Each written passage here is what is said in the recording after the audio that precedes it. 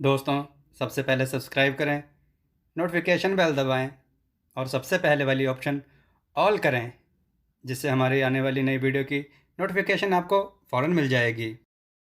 जय श्री राम भक्तों। दोस्तों, ये कहानी बहुत ही रोचक है और बहुत ही ज्ञानवर्धक है। कथा को पूरा सुने और लाइक करना ना भूलें। चलिए कथा की ओर चलते हैं।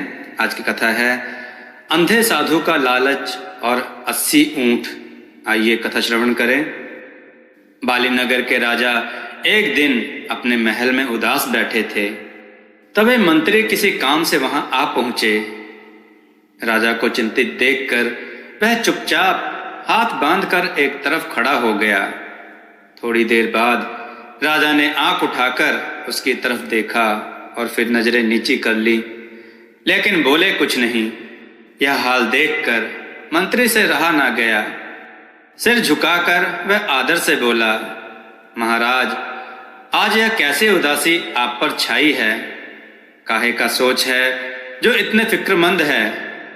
राजा बोले, कोई खास बात नहीं है, कभी कभी मेरी हालत ऐसी हो जाती है।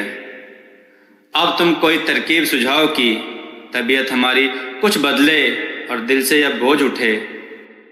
इस पर मंत्री ने कहा कि महाराज का हमेशा से यह नियम रहा है कि अक्सर भेष बदलकर प्रजा का हाल जानने को शहर में वह चक्कर लगाया करते हैं। आज का दिन तो खास तौर से महाराज ने इसे काम के लिए तय कर रखा है, इसलिए अच्छा हो अगर कुछ वक्त इसी काम में लगाया जाए। राजा यह सुनकर उठे और मुस्कुराकर मंत्री से बोले, यह बात तुमने अच्छी याद दिलाई।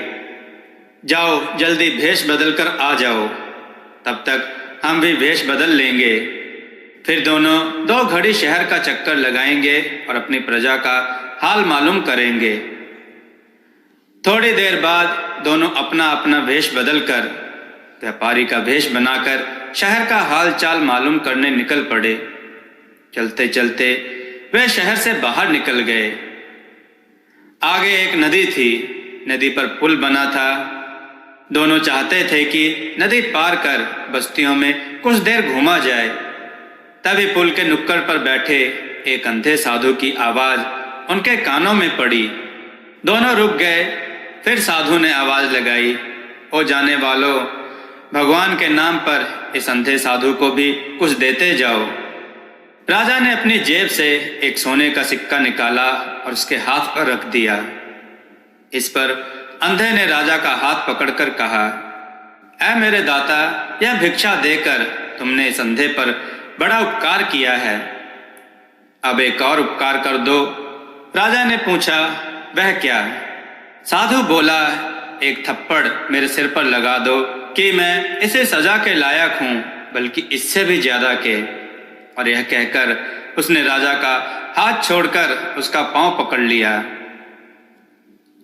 राजा अंधे की इस हरकत पर बड़े हैरान हुए।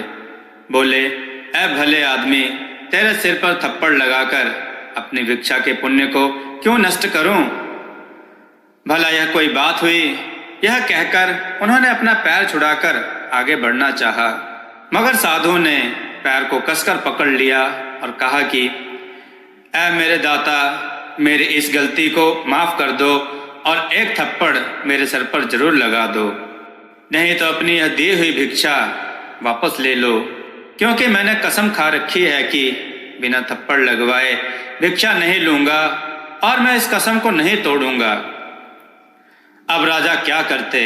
मजबूर होकर आहिस्ता से एक थप्पड़ उस अंधे के सर पर मारा और मंत्री को आगे बढ़ने का इशारा किया।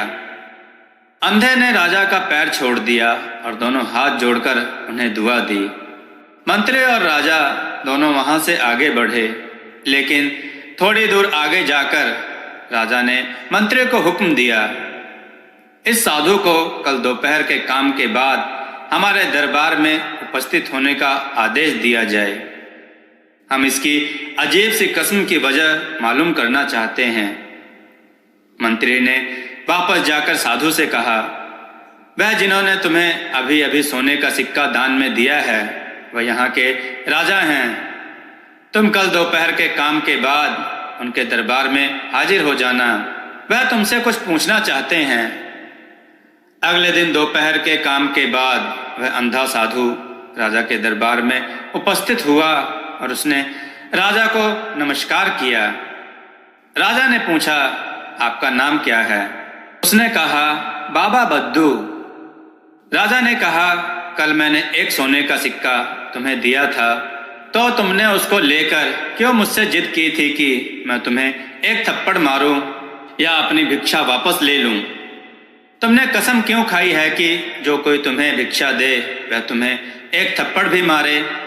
अपनी इस अजीबोगरीब कसम की वजह तुरंत सच सच बता दो मुझे। राजा का यह हुक्म सुनकर साधु ने अपने सर को जमीन तक झुकाया और फिर आदर के साथ हाथ जोड़कर बोला, महाराज, पहले मेरी गलती जो कल मैंने आपको पहचानने में की थी उसे माफ कर दिया जाए और फिर मैं आगे अपनी आप बीती आपको सुनाता हूँ। महाराज, मैं इसी राज्य का रहने वाला हूँ। मेरा जन्म यहीं हुआ था। मेरे माँ बाप बहुत सारी दौलत मेरे लिए छोड़कर मरे, लेकिन मैं इतना ना समझ निकला कि अपने आवारा दोस्तों के साथ उसको जल्दी ही बर्बाद कर डाला।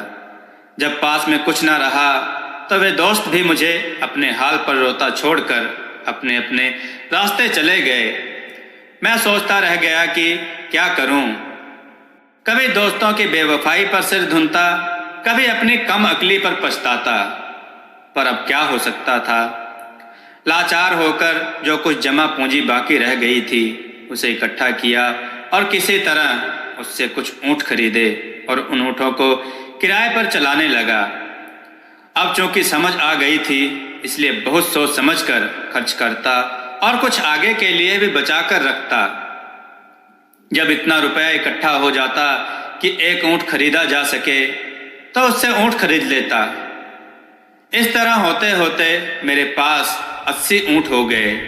उन ऊँटों के किराए से मुझे काफ़ी आमदनी होने लगी और मैं फिर से ठाठ बाट से अपनी ज़िंदगी गुजारने लगा। लेकिन अभी पूरी तरह अकल कहाँ आई थी महाराज। अगर आ गई होती तो आज इस हाल में क्यों पहुंचता। इतना कहते कहते साधु की आंखों से आंसू निकल गए। उन्हें किसी तरह अपने कुर्ते की आस्तीन से पहुंचते हुए वह बोला, महाराज, अब आगे की बात सुनाता हूँ। एक दिन की बात है, मैं एक व्यापारी का माल जहाज में लदवा कर अपने खाली ऊँटों को लिए शहर को वापस लौट रहा था।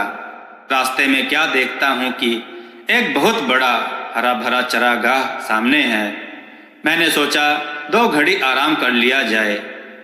इतनी देर में ऊँट भी अपने पेट भर लेंगे और मैं भी थोड़ा आराम कर लूँगा। यही सोचकर मैंने ऊँटों को उस चरागाह में चरने के लिए छोड़ दिया। खुद एक पेड़ के साए में आराम करने के लिए लेट गया। इतने में एक साधु जो हमारे शहर से पैदल चला आ रहा था वहां आ पहुंचा। वह उसी पेड़ के नीचे आकर मेरे पास बैठ गया। हम दोनों में राम राम हुई, फिर आपस में बातचीत होने लगी। थोड़ी देर बाद मैंने खाना निकाला, खुद खाया और साधु को खिलाया। साधु इस बात पर बहुत खुश हुआ और बोला, यहाँ से बहुत ही नज़दीक एक जगह है, वहाँ पर एक छिपा खजाना है जिसमें बेशुमार दौलत है। इतनी बेशुमार कि अगर तुम इससे अपने सारे ऊँट भी भर लो तो भी ऐसा लगे कि खजाना ज्यों का त्यों है। यह सुनकर मैं बहुत खुश हुआ और साधु से बोला, आप तो साधु हैं, भगवान से आपका नाता जुड़ा हुआ है, इसलिए दुनिया की धन दौलत से आपको क्या लेना देना, लेकिन मैं हूँ दुनियादार आदमी। कृपा करके मुझे उस खजाने का आता पता बता दीजिए। मैं अपने ऊँटों को वहाँ ले जाऊँगा। अगर आपका जी चाहे तो आप भी धन से लदा एक ऊँट ले लेना, मैं खुशी खुशी आपको भेंट कर दूंगा। मैंने महाराज यह बात कहने को तो कह दी, लेकिन मेरा मन भीतर से मुझे कोसता रहा कि एक ऊँट बिना वजह उस साधु को देने का वादा कर दिया। यह उसका क्या करेगा। लेकिन वह साधु भी एक ही था। वह बोला, वाह, एक ऊँट के लिए मैं तुम्हें इतने कीमती और बड़े खजाने का पता क्यों बताऊं। हाँ, एक सूरत में उस खजाने का पता बता सकता हूँ कि तुम सब ऊँट मेरे साथ ले चलो। उस खजाने से उन्हें भर लाएंगे